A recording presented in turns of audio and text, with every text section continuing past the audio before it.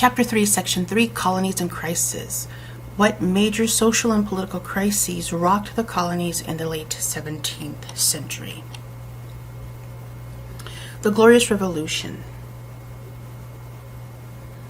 Upheaval in England also affected the colonies. In 1688, the struggle for control over English government between Parliament and the Crown culminated in the Glorious Revolution, a bloodless event that finally established parliamentary supremacy and a Protestant succession through the throne.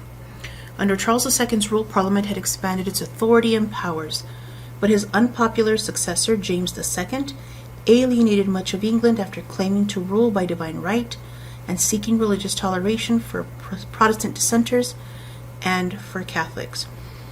James II had also married a young bride who was able to bear him a son, and that son was being raised Catholic.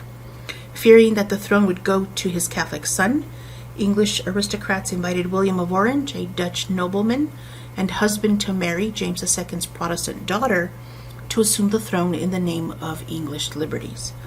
In 1688, James II fled before William's invading army, and William and Mary took the throne. The Parliament soon enacted a Bill of Rights, giving the Parliament control over taxation and establishing individual rights like trial by jury. This peaceful coup assured the perpetuation of England's balanced constitutional monarchy, allowing English subjects at home and in the colonies to celebrate the English Protestantism of rights and liberties. So, James II, Charles II's son, becomes king. He had been married once before, had an older daughter whom he had married to a prince in the Netherlands. He marries again. James II marries a younger woman who is able to bear him a son. And even though the daughter is older, the son will inherit the throne. However, this son is being raised Catholic. The English, again, do not like Catholicism. They do not like Catholic kings. They do not want to return to Catholicism. Add to that James II was going over Parliament's head, was assuming authority upon himself, not allowing Parliament to do its job, and that called for a revolution. However, this revolution had took place without any bloodshed. There was not any war, no one was killed. Parliament simply invited his daughter and her husband to come to England to rule. Out of fear, James II, with his family, leave England, and the new king and queen are now enthroned. So here you have a painting called Peace and Liberty Triumphing Over Tyranny from 1716. You see enthroned in heaven, with the virtues behind them, are Mary and William of Orange, and they take the throne during the Glorious Revolution. They are the ones who signed the English Bill of Rights in 1689, part of which will influence our own Bill of Rights here in America. William is trampling on arbitrary power. You can kind of not see it, but there's a face here with a shoulder and an arm, mouth open, and a mustache.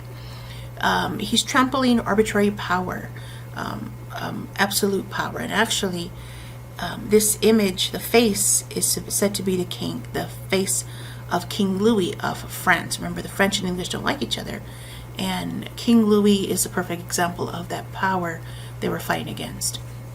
They are also handing the cap of liberty over to Europe, and so this has a very significant meaning, this painting. This painting is actually located here at the Old Royal Naval College. That image I showed you is right here in the middle. Here's William trampling on Louis. The cap of liberty is being handed here in his hand to Europe. Here are the virtues behind them. So this is what the entire ceiling looks like. You go to Europe, visit palaces, halls of government, and you see a lot of these beautiful images. Here is King William III, William of Orange, who takes the crown of England, and a new family now controls the crown of England. The Glorious Revolution in America, what impact did this have in the colonies? So before the Glorious Revolution, England's rulers wanted to reduce the growing colonial autonomy that was taking place in the colonies. Colonies, distance can breed independence. Just to give you an example, I went away to college in San Antonio, and so I could call my mother and say, "Hey, Mom, guess what? I stayed out till 4 in the morning." There was nothing she could do. She couldn't ground me. We were hundreds of miles apart. So that distance certainly does breed independence. And this is what was happening in the colonies. They were thousands of miles away. They could kind of do what they wanted to do. And if England wanted to come and impose their authority, they had to travel for perhaps at least a month by ocean, or maybe at least a couple of weeks to get there. So they became quite independent. So when the government was going to try to come back and assert its authority, the colonies were not going to give up that freedom so easily. Charles II took back the Massachusetts Colonial Charter because Massachusetts had violated the Navigation Act, which the Massachusetts legislature had refused to recognize, because Massachusetts said, we have no representation in Parliament, so why should we have to follow their rules? By 1688, James II had combined the colonies of Connecticut, Plymouth, and Massachusetts, New Hampshire, Rhode Island, East and West Jersey, parts of Pennsylvania, into one single super colony called the Dominion of New England. And the person he put in charge of that Dominion of New England was New York's former governor, Sir Edmund Andros, the gentleman you see there. Sir Edmund Andros was not accountable to any legislature. So just like James II was taking on all this power for himself in England, he gave that same power to Sir Edmund Andros in the colonies. These colonies were used to having their own individual assemblies, their own little governments, and now they couldn't do that anymore. So what you see on the map here, all in green, was combined into one super colony. The actions of the king, the actions of Sir Edmund Andros alienated, angered many colonists, and they were not going to stand for it. The Maryland Uprising.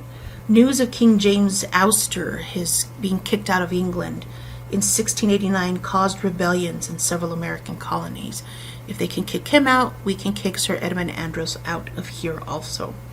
Boston militia jailed Andros and other imperial officials. As a matter of fact, there's a story that says that Edmund Andros was trying to escape when he first heard that they were out looking for him.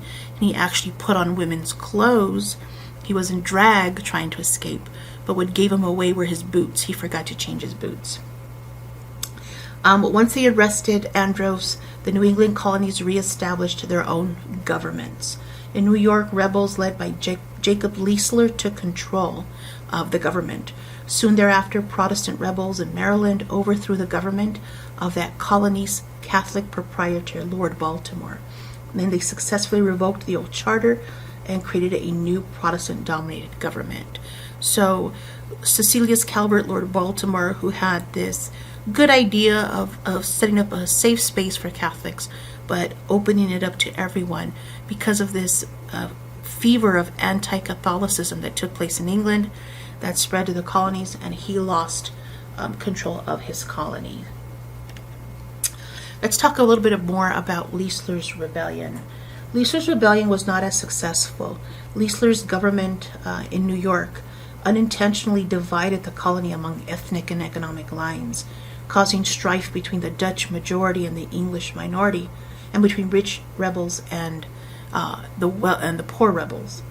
Soon, alienated Dutch merchants and prominent English colonists united against him and convinced King William to suppress Leisler, who was executed, and his regime was ended. The rebellion and its suppression polarized New York politics for decades. So one of these guys, Leisler, who rebelled, took New York. Unfortunately, New Yorkers remained divided, and he wound up losing his authority there in New York. Changes in New England. With the removal of Sir Edmund Andros and the dissolution, the breaking up of the Dominion of New England, the English crown restored most colonies' old charters or old governments. But Massachusetts received a new charter as a royal colony, which now incorporated Plymouth. It took over Plymouth. The new charter made property ownership, not church membership, the qualification for voting in elections for the colony's legislature. This also made the governor a crown appointee. So the governor was not voted for, he was appointed by the king, and required religious toleration for all Protestant denominations. These measures ended the Puritans' Bible wealth. The Puritans had control of Massachusetts. That ended with this.